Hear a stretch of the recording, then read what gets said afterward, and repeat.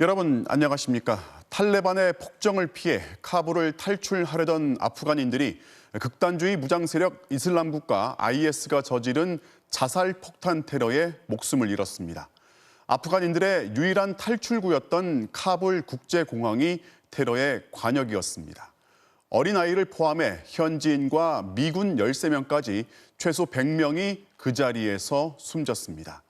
바이든 대통령은 떨리는 목소리로 응징을 다짐했습니다. 워싱턴 김수진 특파원의 보도로 시작합니다.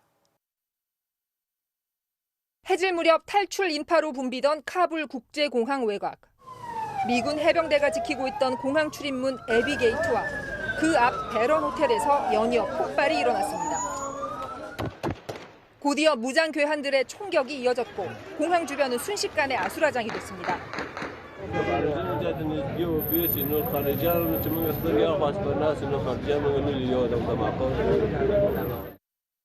테러 현장은 참혹했습니다. 배수로는 시신과 부상자들이 뒤엉켜 붉게 변했고 울음소리가 끊이지 않았습니다. 밤늦게까지 몰려드는 부상자들로 병원도 아비규환이었습니다. 미군 13명을 포함해 탈출을 위해 공항에 온 아프간인 최소 100명이 그 자리에서 숨졌습니다. 부상자가 1000명 넘을 거란 추정도 나왔습니다. 사건 직후 이슬람 극단주의 무장단체 IS는 선전 매체를 통해 자신들이 벌인 일이라고 주장하고 나섰습니다. 공항을 지키는 미군의 경계를 모두 뚫고 보안시설 5m 앞까지 접근해 폭발물이 장착된 조끼를 터뜨렸다는 겁니다. 미국 정부 당국도 IS의 아프간 지부인 ISIS-K의 소행이라고 지목했습니다. 조 바이든 미국 대통령은 긴급 기자회견을 열고 반드시 보복하겠다고 밝혔습니다. We will not forgive. We will not forget. We will hunt you down and make you pay. 바이든 대통령은 아프간 내 IS에 대한 공격을 지시하면서 오는 31일로 예정된 미군의 철구는 예정대로 진행될 것이라고 강조했습니다. 워싱턴에서 MBC 뉴스 김수진입니다. 바이든 대통령의 목소리는 떨렸지만 응징하겠다는 의지만큼은 선명했습니다. 어떤 응징을 준비하고 있는지 워싱턴 연결해서 알아보겠습니다. 김수진 특파원, 바이든 대통령 표정은 침통했는데 내용은 상당히 강경했단 말이죠. 다시 한번 정리해 볼까요? 네, 바이든 대통령 오늘 있었던 모든 일정 취소하고 대응책을 고심했는데요. 힘든 하루다 이렇게 말하면서 회견을 시작했습니다. 어느 때보다 침통한 표정이었고 다소 지쳐 보이기도 했습니다. 보복을 다짐하는 어조는 강경했지만 연설 도중 눈시울이 붉어지는 모습도 보였고요. 숨진 미국을 위해서 묵념을 하고 나서는 감정이 북받쳤는지 목이 잠기기도 했습니다. 한번 보시죠. Thank you. May God bless you all, and may God protect the troops and all those standing watch for America. 응징을 어떻게 하겠다는 건지 내용이 좀 나왔습니까? 네, 수천 명 병력을 보내서 대규모 군사작전을 펼치는 게 아니라 테러리스트들을 찾아내서 미국이 정한 방식대로 복수를 하겠다고 했습니다. 어떤 방식인지는 말하지 않았지만 아프간 전쟁을 처음 시작했을 때처럼 공습을 하는 일은 없을 거라는 건데요. 철군 시한인 31일도 고집했습니다. 그리고 그 설명으로는 이번 테러가 그 이유 중 하나라고 했습니다. 무슨 말이냐면 미국 정부는 IS가 미국 본토를 공격할 능력은 없다고 보고 있습니다. 하지만 아프간에서는 이번에 발생한 테러처럼 미국이 또 표적이 될 수 있다는 거죠. 빨리 철수시키겠다는 겁니다. There is an ongoing threat, and every day that our troops are on the ground, they are at risk, and that's a reality. 31일이면 철군 시한이 이제 며칠 남지 않았는데 그때까지 가능한 겁니까 이게? 미국 내에서 비판이 거셀 것 같은데요. 네, 철군은 가능하지만 민간인을 모두 탈출시키는 건 사실상 불가능합니다. 야당인 공화당에서는 가장 멍청한 선택이다 이런 원색적인 비난이 나왔고요. 미국인들과 아프간 협력자들을 탈출시킬 때까지 시한을 연장해야 한다는 지적이 계속되고 있습니다. 남은 미국인이 지금 1000명입니다. 여기에 아프간 협력자들이 수만 명에 달하는 것으로 알려졌는데 이들이 언제 빠져나올 수 있을지는 알 수가 없습니다. 테러가 발생하면서 미국뿐 아니라 각국의 탈출 작전도 중단이 됐고요. 미국 정부는 끝까지 노력하겠다고 했지만 철군 시한인 31일까지 모두 빼내지 못할 것이라고 인정했습니다. 이렇게 되면 미국이 협력자들을 결국 두고 떠났다는 또 다른 비난에 직면할 가능성도 있습니다. 지금까지 워싱턴에서 전해드렸습니다. 미군의 응징 대상이 된 IS는 탈레반과 같은 뿌리를 두고 있지만 지금은 테러, 무력 경쟁을 벌이는 대립관계입니다. 이번 테러로 탈레반 대원들도 수십 명 숨졌다고 하는데요. 아프간 내에서 IS의 주도권을 확보하기 위한 테러였다는 분석이 나옵니다. 최경재 기자입니다. 지난 2017년 카불 한복판에서 100명 넘는 사상자가 발생했던 자살 폭탄 테러. 10대 소년병을 동원해 터키의 한 결혼식장에서 50명 넘는 하객을 숨지게 한 자살 폭탄 테러도 모두 IS의 범행입니다. Ils nous ont appris à égorger et à nous faire exploser. Il faut mettre notre main sur le front, tirer la tête, mettre le couteau sur la gorge et trancher. IS는 탈레반, 알카에다와 뿌리는 같지만 잔악한 수법과 극단적 행동으로 테러 경쟁을 벌였습니다. 탈레반은 아프간 이슬람 국가 건설을 우선시하지만 IS는 전 세계를 이슬람화시키기 위해 비타협적으로 싸워야 한다는 입장입니다. 때문에 탈레반이 미국과 평화협정을 맺자 미국과 거래로 지하드 무장 세력을 배신했다고 비난했습니다.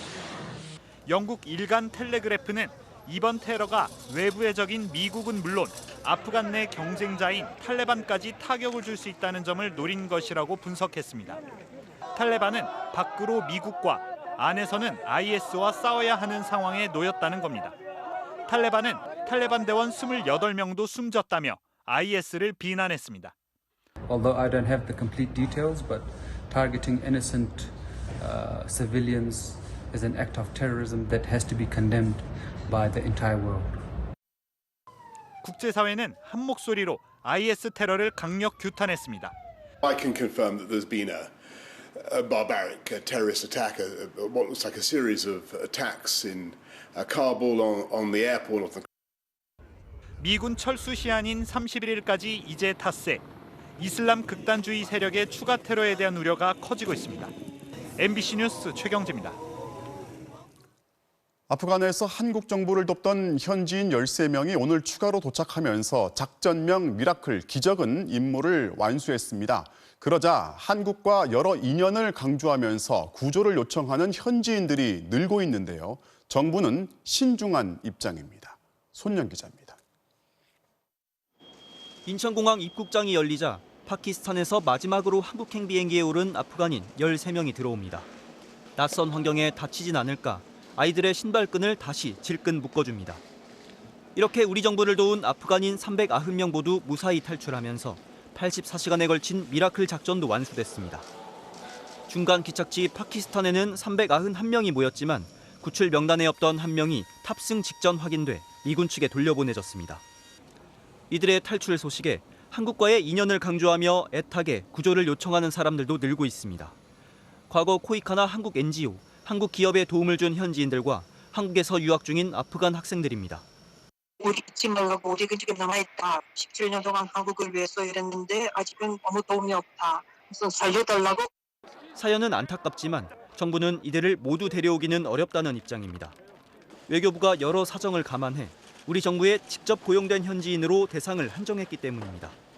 다른 나라도 마찬가지입니다만 우리가 고용해서 일하셨던 분들 그리고 그 배우자 그리고 이제 미성년 자녀를 이제 기준으로 한 거기 때문에 아프간 사태 이후 직간접적으로 한국과 협력한 아프간인을 모두 포함하면 이송 대상자는 최소 수천 명에 달할 것으로 추정되는 상황. 정부는 이들의 고용 관계 등을 확인해 지원 방안을 검토하겠다고 밝혔습니다. MBC 뉴스 손영입니다. 오늘 폭탄 테러가 발생한 카불 공항의 애비게이트는 한국에 온 아프간 협력자들이 불과 사흘 전 통과했던 출입구였습니다. 단 며칠 사이 아프간 현지인들의 운명이 생과 사로 나뉠 정도로 그곳은 긴박합니다. 카불 현장에서 목숨 건 탈출을 이끈 이 사진의 주인공들에게 당시 긴박했던 상황을 들어봤습니다. 남효정 기자입니다. IS의 표적이 된 카불 공항 애비게이트. 아프간 협력자 26명이 불과 사흘 전 이곳을 통과해 공항으로 들어갔습니다. 탈레반이 점령을 하고 해서 위험하다고 그래서 모이기가 힘든 자체가 상황이 되었고요. 아비게이트 두 가지가 이제 그나마 다른 데에 비해서 낫다라고 해서 그러니까 걸어서 이동할 수 있는 게. 그날 저녁 IS의 공항 테러 첩보가 들어와서 작전을 더 서두른 것으로 전해졌습니다. 김 참사관이 가장 힘든 순간으로 기억하는 건 협력자들을 태운 버스가 탈레반 검문소를 통과할 때. 탈레반이 여행 증명서를 문제 삼으면서 버스 안에서 14시간 넘게 기다려야 했습니다. 덥고 이제 애들은 울고 뭐 이러면서 이제 어떡하냐 막 지금 걱정을 많이 했는데 지금 그때가 제일 힘들었던 시간이었던 것 같습니다. 하루 늦게 도착한 동료를 그는 꼭 끌어안았습니다. 그 다음날 25일 새벽녘에 이제 버스가 들어오기 시작한 거거든요. 근데 그때 찍은 사진입니다. 그러다 보니까 이제 내리는데 14시간 정도를 같이 있다 보니 사람들이 이제 얼굴이 사색이 돼서 내려오는데. 극도로 혼란한 카불 공항에서 보호 임무를 맡았던 공군 특수임무 요원 이모 상사. 신생아 요람을 안전하게 건네받은 순간의 감동을 잊지 못합니다. 생각보다 무거워서 그 아이 엄마한테 좀 이제 허락을 구한 다음에 베드 덮개를 열었더니 베드 안에 쌍둥이 신생아가 있더라고요. 제가 그 내 딸 아빠거든요. 애기들이 생각이 나가지고. 미라클 작전은 마지막 이륙까지 고비였습니다. 377명을 태우자 수송기 정원을 넘어버린 겁니다. 적대 중량이 233톤인데 보유 중량이 약 280kg가 남았거든요. 만약에 3명만 더 탔으면 이게 어려웠을 그런 상황이었죠. 한국까지 9,000km. 어린아이들이 긴 비행 시간을 견딜 수 있을지도 걱정이었습니다. 하게 이륙을 하면 이 인원들 고막이나 이런 데 문제가 있기 때문에 최대한 늦게 천천히 이륙을 해서 가장 천천히 안전하게 착륙을 했습니다. 11시간의 긴 비행 끝에 모두 건강하게 한국 땅을 밟았습니다. 그 아이들 중에 영어를 할 수 있는 아이들이 있고 한국에 가니까 뭐 이게 좋은 것 같다고 그런 얘기를 또 하더라고요. MBC 뉴스 남효정입니다. 국내에서 백신 접종이 시작된 지난 2월부터 6개월 동안 백신의 종류나 양을 잘못 접종한 사례가 900건에 육박하는 것으로 집계됐습니다. 최근엔 하루 100만 건 넘는 접종이 이뤄지고 있는데 이 접종 규모가 커지면서 오접종도 늘어날 수 있는 만큼 주의가 더 필요할 것 같습니다. 박윤수 기자가 취재했습니다. 서울 강서구의 한 종합병원. 그동안 아스트라제네카와 화이자 백신을 접종했지만 다음 주부터는 얀센까지 모두 3가지 백신을 접종합니다. 저희가 백신 종류가 3가지로 늘어나다 보니까 주사를 놓는 간호사들이 업무에 대한 그 부담감이 꽤 높아지고 있는 상태입니다. 이 병원은 하루 평균 500명에게 백신을 접종하고 있는데요. 보시는 것처럼 백신 이름이 적힌 스티커를 예진표와 접종자에게 부착해 오접종을 방지하고 있습니다. 하지만 이런 노력에도 불구하고 오접종 사례가 늘어나고 있습니다. 지난 23일 강원도 강릉에서는 아스트라제네카 2차 접종 대상자 40명이 화이자가 아닌 모더나 백신으로 교차 접종을 받았습니다. 즉시 오접종 대상자에게 오접종 내용을 알려주고 이상 반응 여부를 하도록 조치하였고, 충북 청주의 한 위탁의료기관은 접종자 10명에게 정량보다 5배 이상 많은 화이자 백신을 접종하기도 했습니다. 이 같은 오접종 사례는 900건에 육박하고 있습니다. 원래 맞기로 한 백신이 아닌 다른 백신으로 교차 접종을 하거나 유효기간이 지난 백신을 주입한 사례가 가장 많았고 접종 용량이 잘못됐거나 접종 간격을 어긴 경우도 100건을 넘었습니다. 여러 가지 착각과 또 실수 그리고 지침을 충분히 숙지하지 못했던 여러 가지 부분들이 종합적으로 발생해서 오접종이 발생한다고 판단하고 있습니다. 방역당국은 이런 일이 반복되지 않도록 접종 인력을 대상으로 관리 감독을 강화하겠다고 밝혔습니다. 또 백신을 잘못 접종한 대상자의 건강 상태를 지속 확인하고 오접종을 한 의료기관은 위탁 계약을 해지할 방침입니다. MBC 뉴스 박윤수입니다. 끝날 줄 모르고 계속되는 코로나 사태로 극심한 피로를 호소하고 있는 간호사들. 이들이 속해 있는 보건의료노조가 인력과 시설 확충을 요구하면서 정부와 밤샘 교섭을 벌였지만 협상이 끝내 결렬됐습니다. 결국 다음 주 목요일부터 선별진료소 인력까지 참여하는 총파업을 예고했는데요. 김성현 기자가 전해드리겠습니다. 민주노총 보건의료노조가 조합원 82%의 투표율과 90%의 찬성으로 다음 달 2일부터 총파업에 들어가겠다고 밝혔습니다. 코로나19 사태가 장기화되면서 일선 의료진들의 피로도가 더 이상 감내할 수 없는 지경에 이르렀다는 겁니다. 더 이상 이대로는 버틸 수 없어 벼랑 끝에 내몰린 코로나19 최전선 보건의료 노동자들이 피눈물로 호소하는 세상에서 가장 절박한 파업입니다. 어제 오후부터 오늘 새벽까지 진행된 정부와의 마라톤 협상이 결렬되면서 파업 수순에 돌입했습니다. 보건의료노조는 간호사 1명당 환자 수를 현행 1-20명에서 7명 수준으로 낮추고 공공병원 40개를 증설해달라고 요구했습니다. 반면 정부는 현장의 어려움엔 공감하지만 추가 예산이 필요해 구체적인 확충 시기와 규모는 제시하지 못한 걸로 알려졌습니다. 보건의료노조는 간호사를 포함해 현장 의료 인력 5만 6천여 명이 노조원으로 가입해 있습니다. 노조는 응급실과 중환자실 인력은 파업에서 제외하는 안전한 파업을 하겠다고 밝혔지만 의료 차질에 대한 걱정이 커지고 있습니다. 특히 선별진료소와 감염병 전담병원, 백신 접종센터 인력까지 파업에 참여할 경우 코로나19 대응에 구멍이 뚫릴 수 있다는 우려도 나옵니다. 정부는 파업에 참여하지 않는 병원들의 의료 시간을 늘리는 등 비상진료 대책을 마련하기로 했습니다.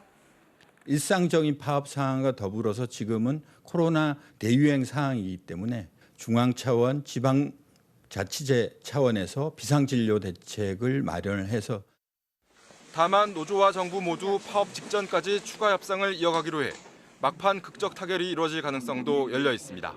MBC 뉴스 김상현입니다. 자, 오늘도 남부지방을 중심으로 100mm 안팎의 강한 비가 내렸습니다. 요즘 매일같이 비 소식이 이어지고 있는데 이 가을 장마 9월 첫 주까지 계속될 것으로 전망되고 있습니다. 자세한 내용은 장유진 기자가 전해드리겠습니다. 어제 하루 일본으로 물러갔던 장마 전선이 오늘은 충청 지방으로 껑충 올라왔습니다. 전북 지역을 중심으로 오늘 하루 100mm 안팎의 폭우가 쏟아지면서 호남 곳곳에 호우특보가 내려지기도 했습니다. 지난 주말부터 시작된 가을 장마는 12호 태풍 오마이스와 겹치며 여름 장마보다 더 강한 위력을 드러내고 있습니다. 17일 만에 끝난 올 여름 장마는 실제 비가 온 날이 9일에 그쳤지만 가을 장마는 일주일째 거의 매일 비가 오고 있습니다. 비의 양이나 강도도 더 셉니다. 지난 주말 통영엔 하루 만에 180mm가 넘는 비가 내리면서 1시간 최다 강우량이 81.6mm에 달했지만 지난 7월 장마 때는 1시간 최다 강우량이 20mm를 약간 넘기는 수준이었습니다. 가을 장마가 더 강한 원인은 이맘때 약해져야 할 북태평양 고기압이 예년보다 더 크게 확장했기 때문입니다. 이러한 가운데 북쪽에선 더 차가운 공기가 쏟아져 내려오면서 공기 간 충돌이 더욱 커진 겁니다. 오늘 밤새 남해안과 경상도를 중심으로 최고 80mm의 비가 더 오다가 내일 낮에는 대부분 그치겠습니다. 하지만 일요일인 모레 또 한 차례 강한 비가 내리는 등 당분간 비가 잦을 전망입니다. 전문가들은 그래도 다음 주 후반엔 가을 장마가 사라질 가능성이 크다고 말합니다. 태평양 고기압이 좀 1, 2주 정도 지속되다가 약화되고 또는 우리나라 북쪽에 있는 시스템이 동쪽으로 이동하게 되면 9월 초 정도 아마 가을 장마가 끝나지 않을까. 가을 장마 막바지에 호우 피해가 자주 발생하는 만큼 남은 기간 철저한 대비가 필요해 보입니다. MBC 뉴스 장유진입니다. 태풍이 지나간 뒤 연이어 집중호우가 들이닥친 경북 포항의 한 마을에서는 주택과 농경지까지 모두 물에 잠기면서 마을이 초토화가 됐습니다. 겨우 힘을 내서 복구 작업에 나서곤 있지만 계속되는 비 소식에 이마저도 쉽지 않은 상황인데요. 김기영 기자가 현장 다녀왔습니다. 사나운 황토빛 물살이 다리 난간을 넘어 주택가를 휩쓸고 다닙니다. 앞에 놓인 구조물을 모두 집어삼킬 듯한 기세입니다. 태풍 오마이스가 소멸된 지난 24일 오후 경북 포항시 북구 죽장면의 모습입니다. 급류가 휩쓸고 간 뒤 마을의 모습은 처참했습니다. 사과밭은 자갈밭이 됐고 추석 대목에 내다 팔 사과는 나무째 떠내려 갔습니다. 사과 올겠거나 한해 농사 안 짓는 요랑 하지만 사과 나무가 다 쓰러져가 다 죽어 있긴 해. 안타깝지요. 차도 잃고 농기계도 떠내려 보낸 농민은 망연자실합니다. 두세 시간 만에 이런 일이 다 돼갖고 싹 쓸어가 보니까 농기군까지 다 떠내려가서 황당할 일이. 겨우 힘을 내 복구에 나서 보지만 또다시 비가 올 거라는 소식에 일이 손에 잡히지 않습니다. 올해 지금 가을 장마가 생겨가지고 우리 복구도 안 되고 이거 사람만 심장만 타가 미치겠습니다. 높은 곳에 지어져 지금껏 수해라고는 겪어보지 않았던 학교지만 이번에 교실 안까지 수마가 핥히고 갔습니다. 떠내려온 자갈 때문에 하천 바닥이 제방 높이까지 올라갔습니다.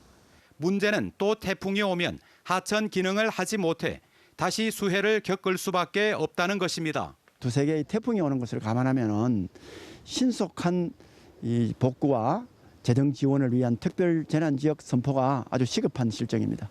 긴급 복구 인력이 도로와 하천, 전기 등 공공부문에 집중되다 보니 물에 잠겼던 주택과 농경지는 아직 손도 못 쓰는 상황입니다. MBC 뉴스 김기영입니다. 국민의힘 윤희숙 의원이 기자회견을 자청해서 부친 땅 관련 의혹을 거듭 해명했는데 이전과 말의 어감이 달라졌습니다. 투기의 여지가 있다는 건 인정한다는 겁니다. 다만 자신과의 관련성은 철저하게 선을 그었습니다. 김정인 기자입니다. 사퇴 선언 이틀 만에 기자회견을 연 국민의힘 윤희숙 의원은 권익위 조사 결과를 비난했던 것과 달리 이번엔 부친의 투기 의혹이 있다는 사실을 인정했습니다. 부모님을 너무 몰랐다고도 말했습니다. 내가 부모님을 너무 몰랐구나, 너무 떨어져 있었구나 자괴감도 들었습니다. 투기 의혹으로 비춰질 여지가 있다는 점을 부정하지 않고 변명하지 않습니다. 부친의 농지법 위반 정황이 점점 짙어지고 부친이 언론 인터뷰에서 땅 구입 당시 시세 차익도 고려한 점을 인정하자 입장을 바꾼 겁니다. 윤 의원은 세종시 땅은 매각되는 대로 이익을 모두 사회에 환원하겠다는 부친의 편지를 공개하며 조사 결과에 따라 부친은 적법한 책임을 질 것이라고 말했습니다. 하지만 땅 구입과 관련해 자신은 전혀 관여한 바 없다고 다시 한번 적극 부인했습니다. KDI 한국개발연구원 내부 정보 유출 의혹에 대해선 정보에 접근하는 것 자체가 불가능하다며 상상 초월 마타도어라고 비판했습니다. 그러면서 자신을 공수처에 수사 의뢰할 테니 만약 무혐의로 나오면 의혹을 제기한 민주당은 책임을 지라고 목소리를 높였습니다. 어떤 혐의도 발견하지 못하면 낄낄거리며 거짓 음해를 작당한 여당 의원들 모두 의원직 사퇴하십시오. 민주당은 합리적 의심에 으름장을 놓고 있다며 적반하장이라고 일축했습니다. 진심으로 뉘우치는 마음에 사퇴 선언을 했다고는 도저히 생각할 수가 없습니다. 피해자 신용을 멈추고 스스로 약속한 대로 남김없이 수사를 받는 데 집중하시길 바랍니다. 열린민주당 김의겸 의원과 관련해선 권익위가 업무상 비밀 이용뿐 아니라 특혜 대출 의혹도 수사 의뢰한 걸로 확인됐는데 김 의원은 지난 총선 당시 민주당 검증 과정과 금감원 조사에서 문제없다고 결론난 사안이라고 해명했습니다. MBC 뉴스 김정인입니다. 노동자가 아니라 회사가 앞장서 만든 이른바 어용노조 의혹을 받아온 삼성 에버랜드 노동조합은 설립 자체가 무효라는 법원 판결이 나왔습니다. 진짜 노조의 활동을 방해할 목적으로 세워졌다는 의심도 법원이 인정했습니다. 임상재 기자입니다. 에버랜드에서 차로 20분이나 떨어진 상가 건물 2층 사무실. 바깥에 간판도 없고 문은 잠겨 있습니다. 조합원 20여 명이 가입되어 있는 삼성 에버랜드 노조가 있는 곳입니다. 뭔가 왕래가 좀 있었나요? 뭐 하는 데인지는... 이 노조가 생긴 건 지난 2011년 6월. 당시 무노조 경영을 고수하던 삼성그룹의 미래전략실 인사지원파트와 에버랜드 인사지원실이 전략을 세워 설립했습니다. 복수노조가 허용된 2011년 7월에 맞춰 일부 노동자들이 노조 설립을 추진하자 회사 측이 미리 어용노조를 세운 겁니다. 회사 측이 만든 노조는 설립 일주일 만에 임금 협상안도 없이 사측과 단체 협약을 체결했습니다. 여기에 삼성은 그룹 차원의 상황실을 설치해 자생적인 노조를 만드는 노동자들을 감시하고 위원장은 징계 사유를 찾아내 해고했습니다. 노조를 만들고 나서 에버랜드에 갈 때마다 경비 직원들이 막 몰려오는 거예요. 감시하고 미행하는 걸 많이 적발을 했어요. 근데 나중에 확인해 보니까 삼성 직원이 맞았던 거고. 실제로 당시 이 작업을 지휘했던 삼성전자 전 부사장은 노조 와해 혐의로 항소심까지 실형을 선고받았습니다. 금속노조는 어용노조를 상대로 설립 무효 소송도 냈는데 법원은 사용자의 부당 노동 행위에 의해 설립돼 무효라고 판결했습니다. 삼성의 계획과 주도하에 만들었고 자생적 노조의 활동을 방해할 목적으로 설립된 점 등으로 볼 때 법에 정해진 자주성과 독립성을 갖추지 못했다는 이유입니다. 에버랜드 노조 측은 삼성에 의해 설립됐다 하더라도 독립적으로 활동해왔다며 항소 여부를 논의 중이라고 밝혔습니다. 삼성물산 측은 아직 특별한 입장은 없다고 밝혔습니다. MBC 뉴스 임상재입니다. 해운업은 요즘 전에 없이 호황입니다. 국내 1위 H&M은 상반기에만 2조 원 넘게 벌었습니다. 그런데 정작 선원들이 파업을 결의했습니다.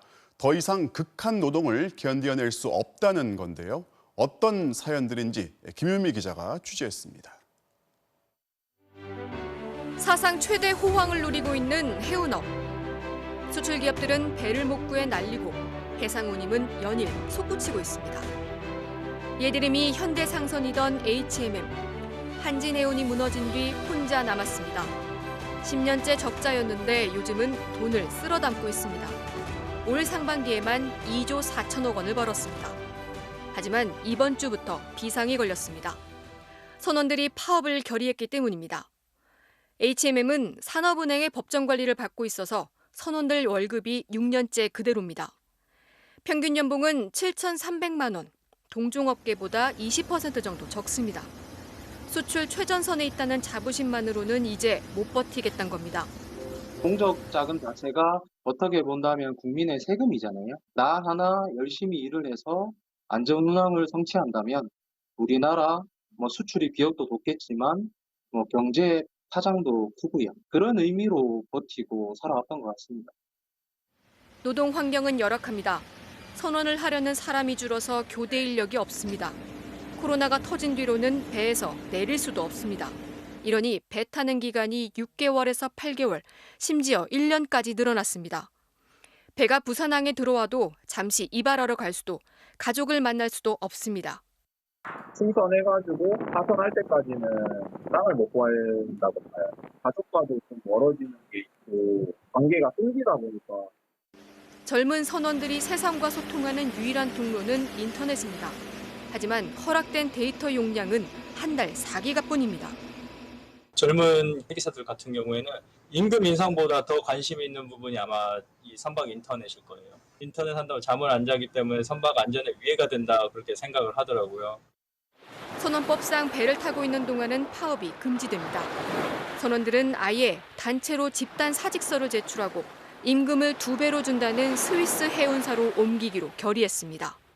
임금 인상 안 해줘도 괜찮습니다. 성과급 여기서 더 안 줘도 괜찮습니다. 근데 선원들이 이렇게 고생해 왔다는 것을 꼭 알아야 된다고 생각을 합니다. 그렇기 때문에 이런 인식을 개선하는 점이 꼭 필요하고. 만약 선원들이 일을 놓으면 3주간 피해액만 6,800억 원으로 추정됩니다. MBC 뉴스 김윤미입니다. 금융정책을 총괄하게 될 새 금융위원장 후보자가 앞으로 대출을 더 조이겠다고 말했습니다. 어제 한국은행의 금리 인상에 이어서 돈줄을 조이겠다는 정부의 강한 의지가 다시 한번 확인됐습니다. 김민찬 기자가 보도합니다. 고승범 금융위원장 후보자, 한국은행 금융통화위원 때 강경 매파로 평가받았습니다. 긴축과 금리 인상을 선호하는 성향 때문입니다. 이제는 금융정책을 총괄하는 금융위원장 후보자가 됐습니다. 오늘 인사청문회에서도 그런 성향을 내비쳤습니다. 대출을 조여 자산 거품을 막겠다고 강조했습니다. 과도한 신용 증가는 버블의 생성과 붕괴로 이어지고 이는 금융시장 경색을 초래하여 결국 실물 경제를 악화시킨다는 것이 역사적 경험입니다. 현재 시중에 풀린 돈은 3,411조 원. 코로나 전보다 500조 원 넘게 급증했습니다. 정부의 대출 규제는 이미 시작됐습니다. 지난달부턴 갚을 수 있을 만큼만 돈을 빌려주는 DSLR 규제가 시작됐는데 고승범 후보자는 이 규제를 더 빨리 확대할 뜻도 내비쳤습니다. 어떻게든 가계대출 증가를 막겠다는 겁니다. 증가 폭과 증가 속도 이 두 부분에 있어서 관리가 시급하게 필요한 상황이라고 그렇게 판단을 하는 것입니다. 어제 한국은행의 금리 인상에 이어 강경 매파 금융위원장까지 메시지는 분명합니다. 돈줄을 조인다는 겁니다.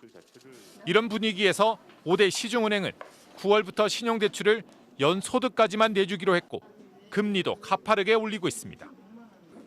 오늘 인사청문회에선 고 후보자의 매제가 한국투자금융지주 회장이라는 점이 논란이 됐습니다. 이해 충돌이라는 지적에 대해 고 후보자는 한투가 자기 때문에 손해보는 일은 있어도 이익 보는 일은 없을 거라고 말했습니다. MBC 뉴스 김민찬입니다. 민주당이 언론중재법 개정안을 다음 주 월요일 본회의에서 처리하겠다고 예고한 상태죠. 오늘 여야가 원만한 처리를 논의했지만 진전은 없었습니다. 다만 여당 내에서 속도를 좀 조절하자는 기류 변화가 감지되고 있습니다. 김지경 기자입니다. 언론중재법 처리 대책을 논의하기 위한 민주당 원내대표단과 관련 상임위의 연석회의는 비공개로 열렸습니다. 연일 법안 처리의 필요성에 목소리를 높였던 최고위원회 공개석상에서도 오늘은 언론중재법의 언자도 언급되지 않았습니다. 전날 의원 워크숍에서 법안 일부 조항에 대한 우려가 제기되자 공개 발언을 통한 논란 확산을 경계한 겁니다. 민주당은 일단 8월 국회 처리 방침엔 변화가 없다고 했지만 모든 가능성을 열어놓고 오는 30일 본회의 직전 의원총회에서 최종 방침을 정하겠다고 밝혔습니다. 의원들께 이 법에 대해서 설명을 자세하게 드리고 그러고도 문제 제기를 하시는 분들이 있다고 한다면은 거기에 대해서 또 의논을 하는 자리를 가질 겁니다. 연기 포함 여러 가지 방안. 다 열어놔야 되겠죠. 이런 가운데 강행 처리를 우려하는 일부 의원들은 송영길 대표를 찾아 법안에 문제가 있다고 하면 토론회 등을 통해서 국민께 알려야 하는 것 아니냐며 속도 조절론을 제안한 것으로 전해졌습니다. 청와대 고위 관계자도 언론중재법은 국회가 논의할 일이라면서도 강행 처리에 대한 당내 우려를 주시하고 있다고 전했습니다. 국민의힘은 언론중재법 강행 처리는 파국이라며 본회의장 무제한 토론, 필리버스터 준비에 착수했습니다.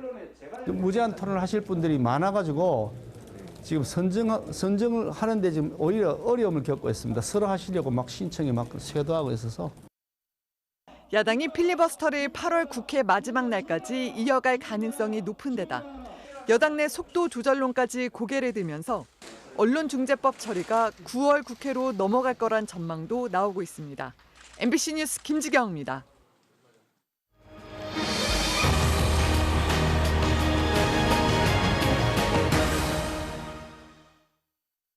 T11 패럴림픽의 육상 경기 중 앞이 전혀 보이지 않는 선수들이 참여하는 경기의 등급입니다. 동반자 친구의 체온이 함께하기에 그들은 달리고 또 뛰어오르고 무엇이든 할 수 있습니다. 도쿄에서 송기성 기자가 취재했습니다. 시각장애 육상 400m 예선. 앞이 보이지 않는 장애인 선수들이 비장애인 가이드러너와 함께 입장합니다. 스타트 블럭에 발을 맞춰주고 모든 준비가 끝나면 줄 하나로 서로를 연결합니다. 그리고 달립니다. 곡선 주로도 직선 주로도 함께라면 어디든 달릴 수 있습니다. 온 힘을 다해 레이스를 마치고 나면 지쳐 쓰러질 때도 있지만 함께여서 이겨낼 수 있습니다. 잠시 쉴 수 있는 버팀목이 돼주기도 하고 이내 다시 일으켜 세워주면 기록을 떠나 모두가 승자입니다. 5,000m를 달려야 하는 긴 싸움에서는 지친 나머지 둘 사이에 줄이 끊어져 서로의 길을 잃는 아찔한 순간도 있었지만 이내 다시 손을 잡고 결승선을 통과합니다. 달리는 것만 가능한 건 아닙니다. 공중으로 뛰어오를 수도 있습니다. 저마다 약속한 여러 가지 소리에 맞춰 앞으로 내달리고 과감하게 도약합니다. 때로는 방향을 잃어 위험한 상황에 처하기도 하지만 나보다 더 간절하게 응원하는 친구가 있기에 용기를 내 더 멀리 뛰어봅니다. 결과는 금메달. 얼싸안고 소리를 지른 두 사람은 시상대에도 함께 올라 기쁨을 나눴습니다. Sim, sim, aqui são os dois atletas, mas acaba sendo um só, onde a voz dele é a minha visão e a minha visão tem que confiar na voz dele. Sim, eu estou bem feliz porque ela focou bastante na prova dela, que é o salto em distância, ela estava bem... 장애인과 비장애인이 하나가 되어 써내려가는 지난 감동의 드라마. 서로의 날개가 되어 편견 없는 세상을 향해 힘차게 날아올랐습니다. 도쿄에서 MBC 뉴스 송기성입니다.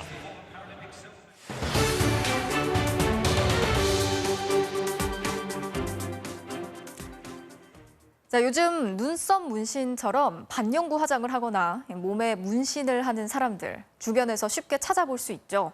눈썹 문신을 포함해서 한 번이라도 문신을 해봤던 사람이 1,300만 명에 이를 정도로 일반화됐지만 우리나라에선 여전히 타투 시술을 불법으로 규정하고 있습니다.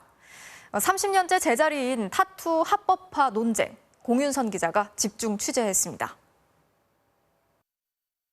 금세 다가와 몸을 부빌 듯한 고양이, 어깨를 붉게 물들인 꽃무늬, 이른바 피부에 새긴 예술품으로 불리며 나라 안팎에서 열광하는 K-타투입니다.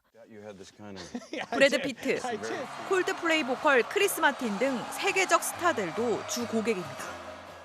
전 세계에서 가장 몸값이 높은 작업자들의 절반 정도는 한국인들이에요. 일론 머스크 부인이 타투를 받기 위해서 전용기를 한국으로 보내겠다고 할 정도로 섬뜩한 용무늬 문신 등 과거 조직폭력배의 전유물처럼 여겨졌던 타투가 어느덧 만인의 패션 아이템이 된 지 오래입니다. 반영구 눈썹 시술처럼 미용 목적을 포함해 문신을 한 번이라도 경험한 국민은 1,300만 명, 인구의 4분의 1 수준입니다. 시장 규모도 1조 2천여억 원으로 급성장했습니다. 이제는 사업자 등록까지 할 수 있는 미래 유망 직업으로 꼽힐 정도입니다. 그런데도 타투 시술을 하면 언제든 전과자가 될 수 있는 게 K-타투의 두 얼굴입니다. 5년 전부터 타투이스트로 활동해온 수진 씨. 백반증이나 튼살 등을 가려주는 시술로 불과 10개월 만에 억대 매출을 올렸습니다. 하지만 오래가지 못했습니다. 올해 4월 법원에서 징역 1년 4개월의 집행유예와 벌금 500만 원을 선고받은 겁니다. 손님으로 왔던 분이 시술을 받고 나서 돈을 달라고 협박을 했고 안 줬단 말이에요. 10월쯤에 고소장이 날아와서 저 좌절감도 크고 저희 부모님도 너무너무 충격을 많이 받았고. 남편의 나라인 캐나다에 문을 두드려봤지만 전과가 있다며 거부당했습니다. 8, 9년 정도는 아예 그냥 신청 자체를 할 수가 없는 상태인데 제 인생이 송두리째 망가진 거와 다름없으니까. 문신 시술이 한국에서는 법적 근거가 없습니다. 무려 30년 가까이 된 판례 하나가 타투의 발목을 잡고 있는 게 전부입니다. 1992년 대법원은 진피에 색소가 주입될 가능성이 있고 문신용 침으로 인해 질병의 전염 우려가 있다며 문신 시술에 대해 의료인이 행해야만 하는 의료행위라고 못 박았습니다. 이후 타투이스트들은 보건범죄특별법 등에 따라 무기 또는 2년 이상의 징역형에 벌금까지 처벌돼 왔습니다. 급기야 22만여 명의 타투업 종사자들 중 일부가 지난 5월 직업의 자유를 침해받았다며 위헌 법률 심판 제청을 신청했습니다. 의사 선생님이 한국에서 타투를 하셔도요, 불법입니다. 타투에 사용되는 모든 기기는 의료기기 인증을 받지 못해요. 처벌이 아니라 구체적 위생 기준을 만드는 게 시급하다는 지적도 나옵니다. 이런 물품을 사용하십시오라는 규정은 전혀 없고요. 제일 중요한 모든 사람들이 이야기하는 안전에 대한 규정은 없어요. 의료계는 여전히 타투 합법화에 회의적입니다. 피부 안에다가 의약품도 아닌 화공약품 이물질을 영구적으로 죽을 때까지 주입하는 행위거든요. 그래서 개인의 자유를 치부하기가 어려운 그런 행위입니다. 하지만 나라 밖에선 타투가 아무렇지 않은 일상입니다. 한국처럼 타투를 의료행위로 규제했던 일본마저 지난해 기존 판례를 뒤집었습니다. 의료하고는 무관한 어쨌든 예술적인 행위다라는 점을 결국에는 인정을 해준 거거든요. 지금 이 의료법의 규정만 가지고서 이렇게 처벌하는 것 자체는 잘못됐다라는 판단을 지금 우리도 충분히 내릴 수 있다라는. 우리도 변화의 조짐은 있습니다. 앞다퉈 법안을 내놓으며 타투 합법화에 앞장서는 의원들이 하나둘 늘고 있습니다. 전문 자격을 취득한 비의료인도 타투 시술을 할 수 있게 하는 그런 법안이고요. 당국의 관리하에 타투 시술을 하기 때문에 국민의 건강권 보호에도 더욱 좋을 거라고 생각하고 있습니다.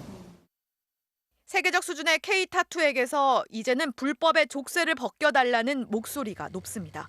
MBC 뉴스 공윤선입니다. 자, 어제 아프가니스탄에서 특별 기여자로 입국한 377명 전원이 오늘 충북 진천에 있는 이 정부 시설에 입소했는데요. 이 빗속에도 이들을 마중 나온 진천 주민들은 차분하게 환영의 마음을 전했습니다. 김은초 기자가 다녀왔습니다. 충북 진천의 국가공무원 인재개발원 앞. 아프가니스탄에서 우리나라를 도왔던 현지인들이 무사히 도착했습니다. 버스 13대에 나눠 탄 이들은 경찰의 인도를 받으며 개발원 안으로 들어갑니다. 편하게 지내다 가길 바란다는 환영의 현수막이 도로 곳곳에 내걸렸고 마중 나온 이들은 손을 흔들어 환영했습니다.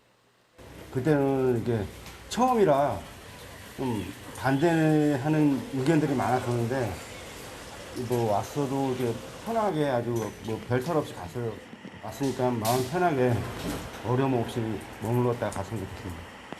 어제 인천공항을 통해 입국한 아프간인 377명은 코로나19 진단검사를 받고 김포에서 하룻밤을 머물렀습니다. 대부분 음성 판정을 받았고 최종 검사 결과를 받지 못한 17명은 24시간 후 재검사를 받을 예정입니다.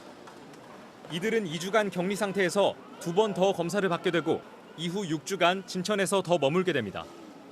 법무부 교정본부 소속 의사 2명과 간호사 3명, 국방부의 군의관과 간호장경 등 총 10명이 24시간 시설에 상주하며 입소자들의 건강을 모니터링하고 머무는 동안 식사는 종교를 고려해 할랄 음식으로 만든 도시락이 제공됩니다. 진천 생활이 끝난 뒤에는 한국에 안정적으로 정착할 수 있도록 한국어와 문화 등의 교육도 이뤄질 예정입니다. 또 미성년자가 전체의 60%를 넘고 특히 영유아가 많은 점을 고려해 격리 이후에는 임시 보육시설도 운영됩니다. 오늘 낮 추가로 입국한 13명도 검사 결과 모두 음성이 나와 오늘 밤 10시쯤 진천에 도착할 예정입니다. 충청북도와 경찰은 치안 대책을 강화해달라는 일부 주민들의 요청도 있었던 만큼 시설 안팎의 경비를 철저히 하겠다고 밝혔습니다. MBC 뉴스 김은초입니다. 오늘 인터넷을 뜨겁게 달궜던 사진 한 장인데요. 아프가니스탄 특별 기여자들이 입소한 인재개발원 앞에서 지원 방안을 설명하는 강성국 법무차관의 모습인데 한 직원이 뒤에서 무릎을 꿇은 채 우산을 받쳐들고 있습니다. 황제의전이라는 논란까지 일자 강 차관은 결국 공식 사과했습니다. 조국현 기자가 취재했습니다. 아프가니스탄 특별 기여자와 가족 377명이 머물 충북 진천 공무원 인재개발원 정문 앞. 이들의 정착 지원 방안 등을 설명한다며 강성국 법무부 차관이 취재진 앞에 섰습니다. 줄곧 비가 내리는데도 실내가 아닌 야외에서 시작된 브리핑. 한 법무부 직원이 강 차관 뒤에서 무릎을 꿇은 채 우산을 받쳐든 모습이 고스란히 카메라에 잡혔습니다. 발언이 계속된 10분 내내 상황은 이어졌고 이 장면이 보도되자 곧바로 온라인에서는 차관의 갑질이다, 지나친 의전이다라는 비판이 쏟아졌습니다. 야당인 국민의힘 역시 눈을 의심케 하는 황제의전이라며 날을 세웠습니다. 법무부는 취재진의 촬영에 협조하다 빚어진 돌발 상황이라고 해명했습니다. 실제로 현장 영상을 보면 우산을 든 직원은 당초 강 차관의 옆에 쪼그려 앉아 우산을 들고 있었습니다. 브리핑 시작 직전 촬영에 방해가 된다는 현장 기자들의 요청이 있어 이 직원이 강 차관 뒤로 최대한 몸을 숨겼다는 설명입니다. 그럼에도 논란이 수그러들지 않자 강 차관은 결국 공식 사과문까지 냈습니다. 저희 직원이 몸을 사리지 않고 진력을 다하는 숨은 노력을 미처 살피지 못했다. 한 사람 인권이 존중받고 보호받도록 거듭나겠다고 고개를 숙였습니다. MBC 뉴스 조국현입니다. 경기도 성남시와 고양시에 이어서 이번엔 파주에서도 집단 식중독 사태가 발생했습니다. 공교롭게도 모두 김밥집이라는 공통점이 있는데요. 더운 날씨에 음식 재료 관리 또 위생에 각별한 주의가 필요할 것 같습니다. 신재용 기자가 취재했습니다. 경기도 파주시 한 프랜차이즈 김밥 전문점의 문이 굳게 닫혀 있습니다. 지난 20일부터 사흘 동안 이 가게에서 식사하거나 음식을 배달시킨 손님 중 27명이 복통과 설사 등 식중독 증세를 호소했고 4명은 병원에 입원까지 했습니다. 배달 후기에도 열이 40도까지 올라갔다거나 6세 아이가 병원에서 수액을 맞았다는 피해 호소글이 올라왔습니다. 하나를 먹고 뭔가 이상해가지고 버렸어요. 근데 그 하나를 먹었는데도 배가 살살 아프면서 그날 오후는 설사를 했었거든요. 사흘 동안 팔린 김밥은 770여 줄. 피해자가 더 늘어날 가능성도 있습니다. 되게 많아요. 오토바이가 계속 오니까 폴이 계속 와요. 보건당국은 매장에서 도마와 식기, 김밥 재료 등 검체를 채취해 분석 중인데 결과는 다음 주 초 나올 것으로 보입니다. 김밥집 측은 비양심적인 행위는 하지 않았다며 책임이 드러날 경우 사죄하고 보상하겠다는 입장을 밝혔습니다. 이달 초 경기도 성남에 이어 23일 고양시, 이번에는 파주시까지 한 달 사이 수도권에서만 3번이나 김밥집 식중독이 발생한 겁니다. 고양시 덕양구의 김밥집 집단 식중독의 경우 환자들 검사 결과 살모넬라균과 병원성 대장균이 검출됐습니다. 김밥을 먹고 식중독 증상으로 응급실에 입원했다 퇴원한 뒤 숨진 20대 여성의 부검 결과는 아직 나오지 않았습니다. 식품의약품안전처는 최근 덥고 습한 날씨가 이어져 식중독 우려가 높아졌다며 음식점은 위생 관리를 강화하고 소비자는 음식을 가급적 곧바로 먹어달라고 당부했습니다. MBC 뉴스 신재웅입니다. 어젯밤 충남 천안의 한 교차로에서 빠른 속도로 질주하던 차량이 배달 오토바이를 들이받아서 오토바이 운전자가 숨졌습니다. 차량 운전자는 면허 취소 수준의 만취 상태였고 숨진 오토바이 운전자는 인근에서 치킨집을 운영하던 50대 가장이었습니다. 윤웅성 기자가 취재했습니다. 어젯밤 천안시 두정동의 한 도로.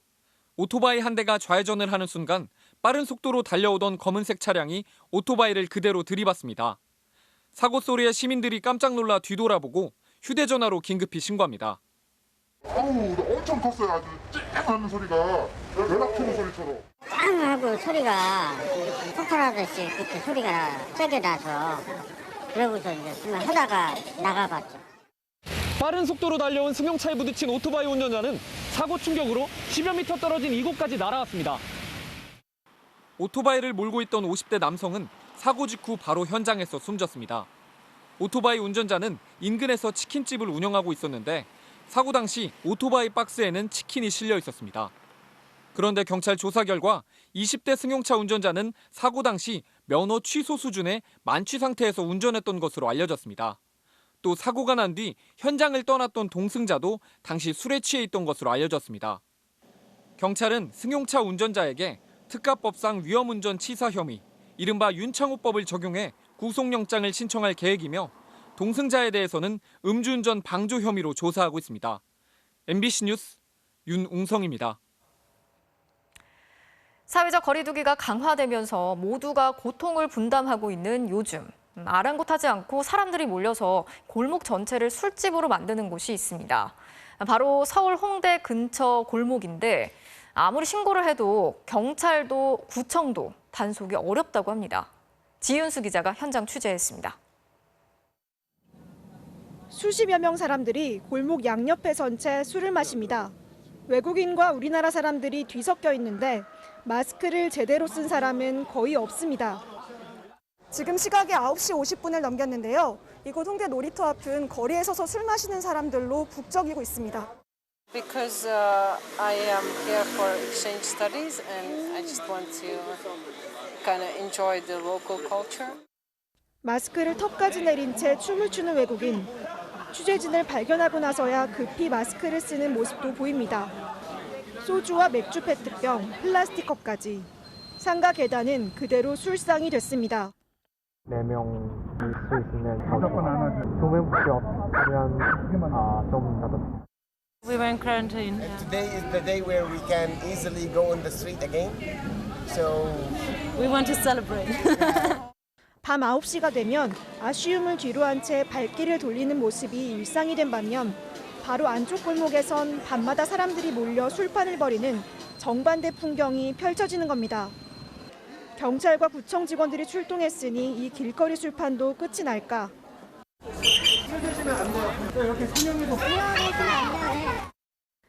그런데 단속반도 무시합니다. 거리에서 서서 이렇게 하는 걸 가지고 사적 모임을 하고 봐야 되는 건지 참 그게 적용 규정하기가 어려운 점이 있었습니다. 방법을 강구는 하고 있는데요. 지난달부터 강화된 방역 지침에 따라 밤 10시 이후 공원에서 술을 마시는 건 금지됐지만 길거리 음주는 막을 근거가 없기 때문입니다. 와, 나도 모르게 입에서 막 진짜 욕이 나올 정도로 화가 많이 나더라고요. 이건 아니다 싶어서 7번이나 제가 신고를 했다니까요. 대책이 필요하죠. 시끄럽게 사이렌을 울리며 술자리를 방해하자 그제야 사람들은 마지못해 일어섰습니다. 하지만 근처 골목으로 뿔뿔이 흩어졌다가 경찰이 사라지자 다시 술판을 벌이는 모습이 늦은 밤까지 반복됐습니다. MBC 뉴스 지은수입니다. 최근 골프를 즐기는 사람들이 늘면서 공원이나 해수욕장 같은 공공장소에서 연습을 하는 무개념 골퍼들이 목격되고 있습니다. 날아오는 골프공에 맞으면 자칫 큰 사고로 이어질 수 있는 만큼 위험하지만 처벌 수위는 벌금 10만 원이 전부라고 합니다. 정인곤 기자가 취재했습니다. 골프채를 든 한 남성이 날아가는 공을 바라보고 있습니다. 오른발 앞에는 또 다른 골프공이 놓였습니다. 골프 연습을 하고 있는 이곳은 연습장이 아닌 울산 북구의 한 해변공원입니다. 인근 주민들은 이 남성이 친 공이 산책로 방향으로 계속 날아왔다고 말합니다. 공원이니까 아이들도 있고 이제 동네 운동하시는 분들도 있는데 위험할 것 같다는 생각이 먼저 들었어요. 또 다른 남성이 백사장에서 골프 연습을 하고 있습니다. 이곳은 울산의 진화해수욕장. 서퍼들과 피서객이 주변에 있었지만 아랑곳하지 않고 골프공을 날린 겁니다. 분노한 시민들은 시위 트럭을 동원해 이 남성이 나오는 영상을 상영하기도 했습니다. 여러 사람들이 지나가고 있어. 잘못하면 골프공이 맞아. 하지만 울주경찰서가 이 사람에게 적용한 혐의는 경범죄, 공공장소에서 충분한 주의를 하지 않고 물건을 던지는 행위를 했다면서 벌금 10만 원만 부과할 예정입니다. 처벌이 약하다 보니 부산과 충남 등에서도 해변에서 골프를 치는 장면이 잇따라 포착되고 있습니다. 사람이 다칠 수 있는 위험성이 있는 상황이었고 그것을 인지한 상태에서 그런 행위에 갔다면 특수상해죄의 미수범 처벌 규정에 따라서 전문가들은 날아오는 골프공에 맞으면 생명이 위독할 수 있는 만큼 공공장소에서 골프를 치는 행위에 대해서는 더 엄격한 처벌도 가능하다고 밝혔습니다. MBC 뉴스 정인곤입니다. 때로는 진한 감동을, 때로는 색다른 재미를 선사하는 패럴림픽 경기로 토플레이 출발합니다. 시각장애인 유도 경기입니다. 서로의 옷깃을 잡은 채 시작하는 게 비장애인 경기와 다른 점인데요. 장애를 느낄 수 없는 경기들이 펼쳐집니다. 업어치기에 뒤집기까지 화려한 기술로 한판승을 따내면서도 패자를 안아주는 배려도 잊지 않습니다. 가로 세로 10m 매트 위에서 펼쳐진 승부. 마지막 힘까지 쏟아붓는 모습이 감동적이네요. 하반신 장애로 보조기구에 몸을 의지한 칠레 탁구 대표 데토니. 한 팔로 힘겹게 경기를 펼치는데 장애는 전혀 문제가 되지 않았습니다. 날카로운 코너워크로 세트 스코어 2대2 동점. 마지막 세트인데요. 괜찮나요? 상대 공격을 받아내기 위해 몸을 내던지는 초원까지 보여줍니다. 비록 2대3으로 역전패했지만 공을 향한 집념에 박수를 보낼 수밖에 없네요. 마지막은 소리나는 공을 상대 골대에 넣어야 하는 골볼입니다. 소리만 듣고 공격과 수비를 해야 하는데요. 이른바 회전 회오리 슛을 날리는 미국팀. 그런데 일본 선수들 이걸 다 막아냅니다. 이리저리 몸을 날리며 철벽 방어. 그리고 공격에선 절묘하게 상대 빈틈을 공략하며 점수를 쌓아갑니다. 그리고 강력한 회전 공격으로 결정타. 결국 일본이 11대1 대승을 가져가네요. 지금까지 토플레이였습니다. 상상을 초월하는 자전거 묘기입니다. 공중에 떠 있는 짧은 시간 동안 참 많은 걸 보여주네요. 금요일 밤 스포츠 뉴스였습니다.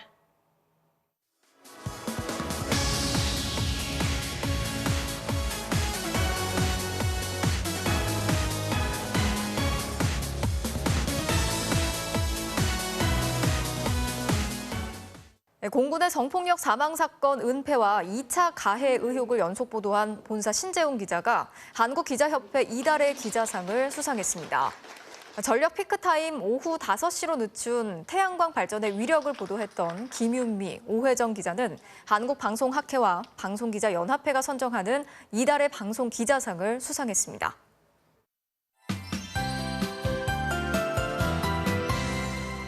주말을 앞두고도 가을 장맛비가 계속되고 있습니다. 서울은 비가 오는 둥 마는 둥 했지만 전북 지역에는 하루 만에 100mm가 넘는 호우가 집중됐습니다. 현재 비는 전남 진도 등 남해안 일대에서 내리고 있는데요. 남부를 중심으로는 내일 새벽까지도 벼락과 돌풍을 동반한 시간당 50mm 안팎의 강한 비가 더 내리다 그치겠습니다. 하지만 날이 쉽사리 개지는 못합니다. 주말 내내 하늘빛이 흐리겠고요. 이 비가 토요일에 잠시 소강 상태를 보이더라도 일요일부터는 또다시 충청과 남부지방에서 강한 비가 집중될 가능성이 큽니다. 비 피해 나지 않도록 최신 기상 정보를 꼭 살피셔야겠습니다. 자세한 지역별 내일 날씨입니다. 내일 아침 일찍이 이동하신다면 짙은 안개를 조심하셔야겠는데요. 대부분 지방과 해안가에서 짙은 안개가 끼겠고 비는 지리산 부근과 제주도에서만 가끔 내리겠습니다. 아침 최저 기온은 서울 21도, 대구 22도로 오늘보다 낮습니다. 낮 최고 기온은 서울이 27도로 오늘보다 4도가량 오르겠고요. 대구는 31도가 예상됩니다. 일요일 오전 사이 경기 남부와 강원 영서 남부에서도 비가 오겠고 9월로 접어드는 다음 주 중반까지도 비 예보가 나와 있습니다. 날씨였습니다. 뉴스 마치겠습니다. 시청해주신 여러분 고맙습니다.